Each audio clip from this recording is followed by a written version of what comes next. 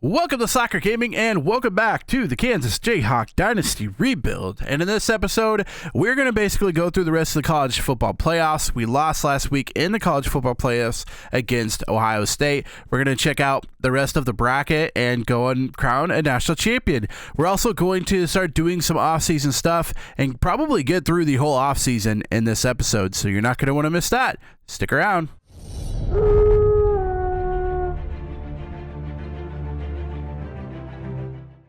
All right, let's start it with the coaching carousel. Well, actually, no, we need to look and make sure if we had any staff members leave.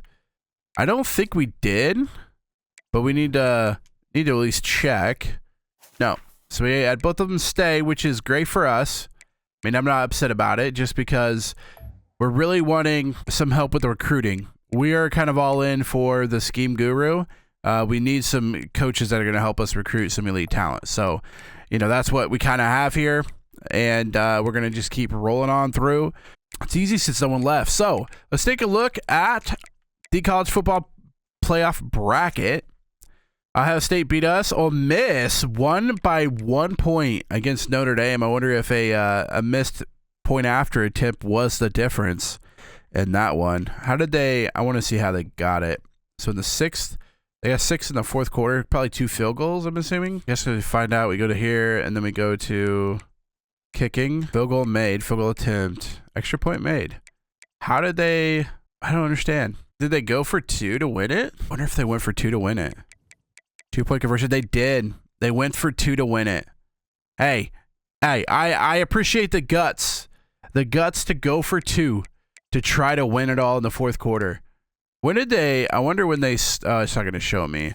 So I wish I could tell when they scored. Like, did they score in the last 10 seconds or something? Anyways, stinks for Notre Dame. Good season for them. Ole Miss ends up pulling it off, and they're going to play Ohio State in the semifinal. The other bracket is Illinois beating Missouri, and Utah actually taking pretty good care of Clemson there, number 2 team in the nation. So Utah and Illinois, both teams that I've played and beat, I believe. I think I beat Illinois early in the season against Ohio State and Ole Miss. Let's take a look. I think I did beat them early in the season, Illinois. It's wild that, yeah, we beat Illinois pretty handedly. So it's wild to see them into the semis against a team that we beat both Illinois and Utah. And, you know, both of them into the semis against each other. We'll have to see how it plays out. If I had to guess, I'm going to go Ohio State winning the top one. And I'm probably going to go Utah on the bottom. Utah is very, very good. They kind of have just weapons everywhere. And I don't think Illinois has enough to get it done. So we'll have to see. But I'm going to Ohio State, Utah in the next week. Let's go ahead and sim forward and see who wins it. All right. So it looks like we have a national championship between Ohio State and Utah. I called that one last week, and that's what we're going to end up with for the national championship. I'm going to go Ohio State. They're just really, really good. I mean, look, they kind of curb stomped Ole Miss too, so I don't feel too bad. Maybe the Tulane game kind of sparked them because they beat the poopy out of us, and then they kind of beat the poopy out of Ole Miss as well. An undefeated team coming into it. Illinois and Utah, 31-13, pretty suspect of Utah. I would cheer for Utah on this, but I do think Ohio State is actually going to be the one that pulls away with it and wins the national championship in Atlanta, Georgia. But let's go ahead and sim through it and see who wins the national title. And your national champion of 2025, yes, that's huge. We got that 4-star tight end that we were really, really wanting to get. He commits to Kansas. Huge there. All right, let's see who wins the national title. It is going to be Ohio State by 1 point. Show me more. Wow, 3 tutties, 270. Jeremiah Smith going off. That's wild. I gotta find out how this actually went down. If Utah went for it and didn't get it, oh, it looks like they did. Looks like it was tied going into the fourth. 2-point conversion. They did. Utah trying to go for the 2-point conversion to win it all. Unable to do so. And it ends up costing them the game. 2 turnovers by Utah, 0 for Ohio State. Ohio State almost 400 through the air. 400 for Utah. Neither team able to rush it on them. What a game. 18 first downs for Utah. Those slow, methodical drives. Ohio State just decimated them with big, long passes. I'm assuming. I mean, Jeremiah Smith had, what, seven catches on 270 yards? Will Howard had a 90-yarder in there. Let's take a look. No rushing, receiving, 270 for him. His long was 90. A 90-yard dinger with Jeremiah Smith. He's just a complete stud. Yeah, I mean, he's God tier when it comes to wide receivers in the college football. So he goes off 7 receptions, 270 yards, 3 tutties, 202 after the catch. So he had 202 yards after catching the football and only 270. I mean, that's wild. 2/3 of his yards were through the, and I mean, those had to be big plays because to only have 7 first downs on offense but put up 35. It's huge. And then, it looks like Utah went to try to win it all with a 2-point conversion and were unable to do so. And that was the game. I mean, again, the same thing what I told you against Ole Miss and Notre Dame. They went for it. They didn't think they could win it if they kept going into overtime. So to risk it all to try to get the national championship, got to give it to them. Got to give it to them. Worth the risk. It just didn't pan out, unfortunately, for Utah. But Ohio State, you're national champions. I don't feel too bad after getting trounced against them because then they went and trounced Ole Miss, the number 1 team, and then win a national championship. So Ohio State, you're national champions in 2025, and we are on to the offseason. All right, first order of business, players leaving. That would actually be really devastating if he leaves because he's supposed to be our number 1 running back next year. I mean, we're going to do our best. Okay, he decided to stay. That's huge. That's huge because, he's supposed to be our number 1 guy next year. So we'll see. Easters, I mean, I got to be honest with you, bud. You're probably not going to play. So if you want to leave, go for it. I don't really want to lose a freshman, but we'll try to keep him. Not persuaded. All right. Both leaving. That's fine. It is what it is. I mean, go where you think you're going to be. Go where you think you can have the best legacy, the best career for yourself. Not gonna shame you for that. Luckily, though, we keep Morrison because we're looking pretty bad at halfback. Devin Neal graduating. Morrison coming back next year is big. Quarterback staying. Wide receiver wise, kind of lose all of our core group there, top 4. Tight end, lose our top 2 there. Is what it is. It is what it is. 83, 87 for Ford. Ford should be a pick in the draft. I'd be surprised if Ford doesn't get picked. Yep, Kobe Bryant, Mello Dotson.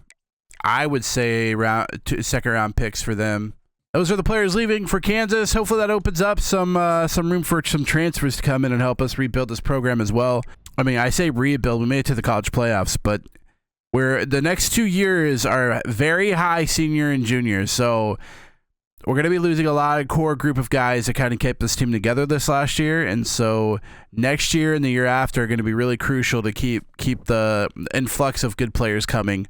That being said, we pulled off a 3-star cornerback there. He is now in the program. Let's take a look at recruiting. Actually, okay.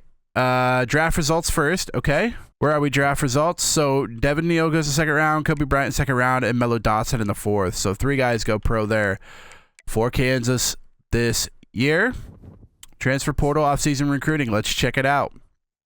So the huge 4-star sign at tight end is Mitch Caver. I think he's going to be a crucial part in our offense next year and how we kind of run things through the tight end more.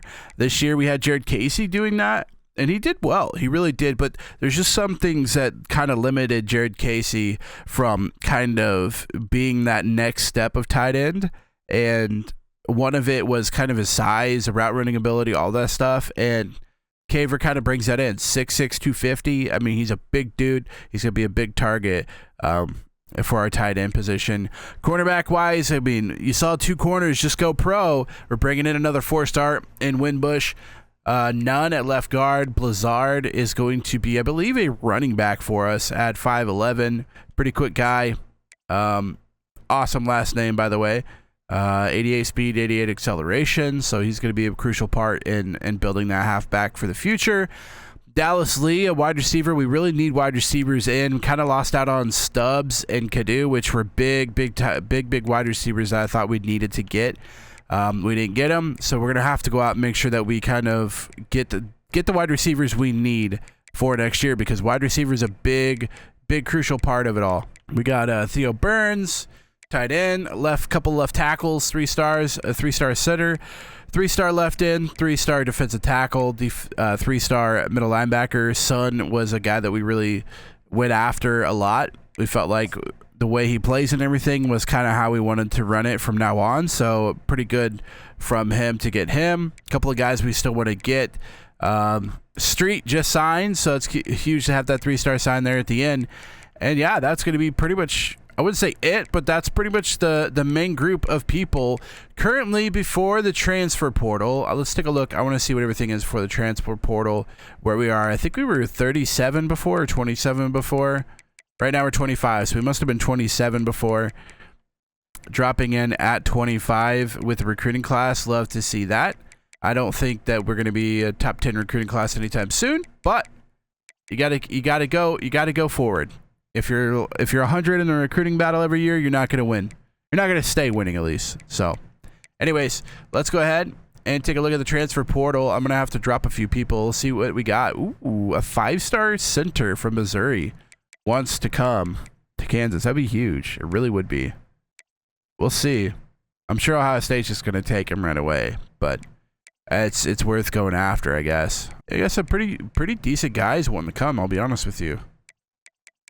So let's make some room and see what we can come up with. All right, that's huge. Tight end, big. Bring him in. These are big signees, big signs. Yeah, keep bringing them. That's huge. That's really big. That stinks. I thought we might lose out on him. That's fine though. That's fine. All right, big week. Need some big recruits. Awesome. Ruben in, Mustard in, awesome. Middle linebacker, needed him. Queen in, let's go. Okay. We're doing good. Got quite the little class going here.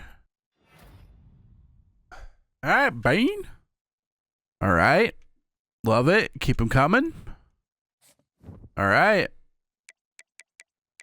We got a couple pushes still to make, but we're getting close. Feeling good about it. All right. On the next week. Last week of recruiting. Let's see what we come up with. Caleb comes. That's big. The big 4-star center transfer from Missouri. That's going to be a big ad for Kansas. Davis joins us. Love to see it. And it looks like LJ went to Texas. That's fine. I understand it. I think it could have benefited more from coming here because we have a better running back core, or a more opportunity run back core than Texas does. But you know, you can't get them all. But let's see what we got and where we set as far as top classes go. So we got the 4-star tight end in Mitch Caver. Terrence Winbush, 4-star corner. Nunn, 4-star left guard. Then we got a whole bunch of 3-stars. Blizzard, Dallas Lee, Ruben. So 2 wide receivers, a halfback there, and Blizzard.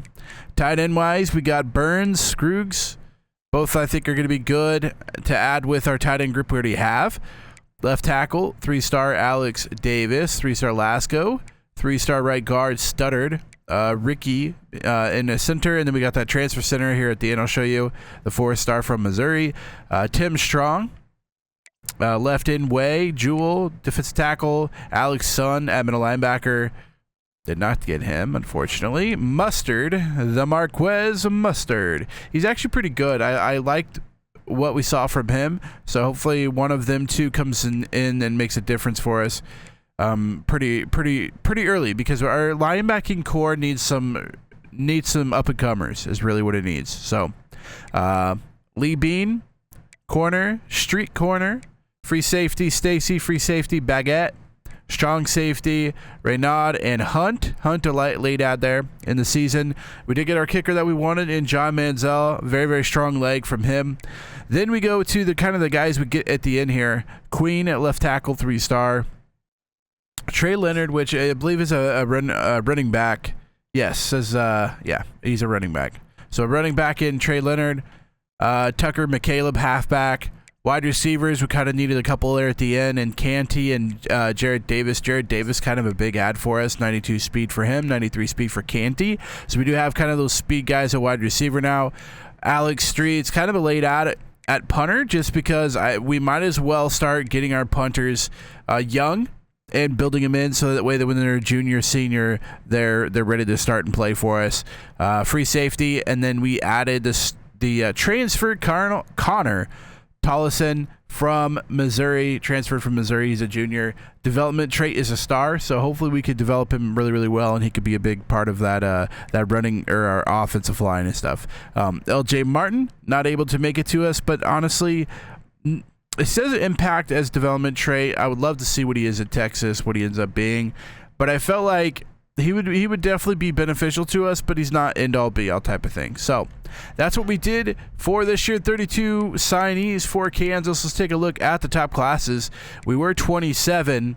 I would say 19 is where we're at. Nope. Wow. Dropped out. Okay, so we're at 29. 4 4-stars, 28 3-stars is huge. No 2-stars and no 1-stars. Kind of that initiative to bring in like not necessarily focus on 5-stars right now, but focus on 4-stars and good 3-stars that could help us. And that's kind of what we did this year. No 2-stars, no 1-stars. Not sure how Arizona State gets 1 5-star, ties with us at 4-stars, has 19 less 3-stars. I don't understand how that works, but that's fine. I don't know how the points actually work in that, but needless to say, I'm happy with it. It wasn't a top 5 draft class, but that's okay because we're Kansas and we'll build up to that hopefully in the end. Right now, the main thing for Kansas is to keep getting the guys in critical positions that we need. We're really starting to try to take hold in Kansas, make sure we get some good Kansas recruits. We're also trying to get a foothold in Texas, which we've had as a pipeline state, but looking to kind of expand that kind of to the Alabama area, Louisiana, and I felt like we did pretty good there. Even Georgia, felt like we did pretty good. A lot of our recruits, a couple from Illinois, Missouri, always a big bed for us, but a couple of Georgia guys down here. Kansas, Alabama, Oklahoma, Texas, Florida, some Floridas, Tennessee, Texas, Kansas, Missouri, Kansas, Texas. So, yeah, looks good. I really do feel good about this class, especially our first recruiting class at Kansas. I really feel like we kind of built a good core, a good foundation of players that we want. Next year we're gonna need a quarterback, which we did not get this year. I didn't really like any of the quarterbacks that I saw this year, so hopefully next year we can kind of come in and get a quarterback or get a transfer quarterback. Or, hey, you know what? Why can't we just bring a quarterback up from our roster and depth chart and bring up a good one there? So we'll see what it all brings. I'm going to go ahead, do all the position changes and everything, and I will catch you when I'm done.